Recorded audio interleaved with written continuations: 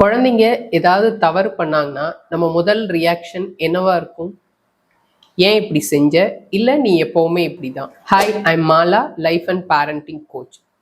பேரண்டிங்ல சேலஞ்ச்னு வரும்போது முதல்ல நம்ம மனசையும் நம்ம புரிஞ்சுக்கணும், நம்ம குழந்தைங்க மனசையும் நம்ம புரிஞ்சுக்கணும். அதுக்கு சில கேள்விகள் நம்ம கேட்கணும். நம்பர் 1, இப்போ நான் என் குழந்தைய கண்ட்ரோல் பண்ண போறேனா இல்ல கைட் பண்ண போறேனா? ஏன்னா கண்ட்ரோல் பண்ணீங்கன்னா ஃபியர் தான் வரும், கைட் பண்ணீங்கன்னா ட்ரஸ்ட் பில்ட் ஆகும். இப்போ இந்த நேரத்துல என் குழந்தைக்கு தேவை பனிஷ்மெண்ட்டா இல்ல அண்டர்ஸ்டாண்டிங்கா? ஏன்னா குழந்தைங்க எப்பவுமே நம்மளோட அட்டென்ஷனுக்கும் லவ்வுக்காகவும் தான் எதிர்பார்க்குறாங்க. தேர்ட் பாயிண்ட், நம்ம காமா இருந்தா மட்டும்தான் எந்த ஒரு விஷயத்தையுமே முழுமையா அவங்களுக்கு கம்யூனிகேட் பண்ண முடியும்.